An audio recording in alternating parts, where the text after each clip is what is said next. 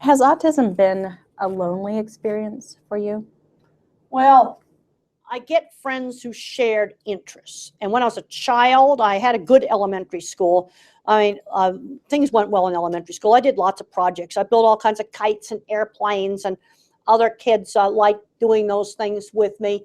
Teenage years were hard. Kids weren't interested in projects anymore. So that was the worst. But I still had friends who shared interests. One thing that my mother and the school did is I absolutely was not allowed to become a recluse in my room. I went away to a special boarding school. My parents spent a lot of money so that I could run a horse barn, shingle the roof, work on construction. Horse barn, they're still allowed to do today, shingling the roof. It was full adult construction work, would be illegal 15 now. But learning work skills. But the other thing is, I was never allowed to become a recluse in my room. I didn't do any studying, but I had to attend class. I had to attend chapel. I had to attend meals. You've got to fight this tendency for the kid to become a recluse in that room. Just don't let it happen. And both the headmaster of the school and my mother just drew a line in the sand on that.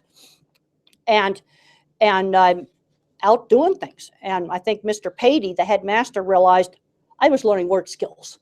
And I'm seeing too many kids today, they're graduating from college. They've never done a job. They've never pushed a cart at the grocery store.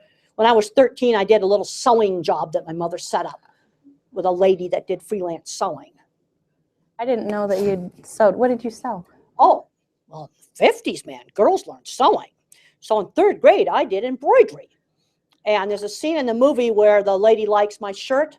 That shirt's actually now in the Cowgirl Hall of Fame, and it's hand embroidered. This is a machine did this, a computer did this, but hand embroidered shirt that I had on, my 3rd grade sewing skills. I was wearing my portfolio and I didn't realize it.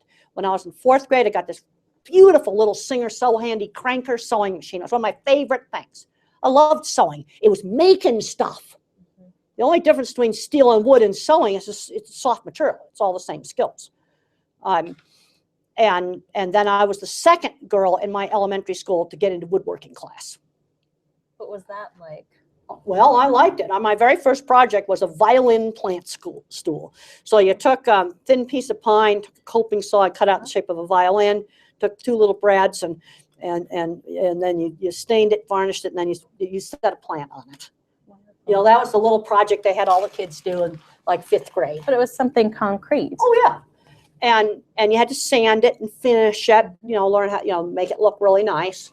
It was a well-defined project. And that was a well-defined project. Then my next project, I built a boat, a sailboat. That was my own project, but I didn't weight the keel right. So when I first sailed it, it tipped over. So I sailed it in a little brook that was near our house. But that's just an example of learning. That's right. That boat looked really nice, but it was not seaworthy. Did you try making another one after that? Part of the problem is you really needed to melt some lead to weight the keel. There was no way I could do that in the home shop. You know, and then now there's some other things I could have done. I could have weighted it down maybe with fishing weights.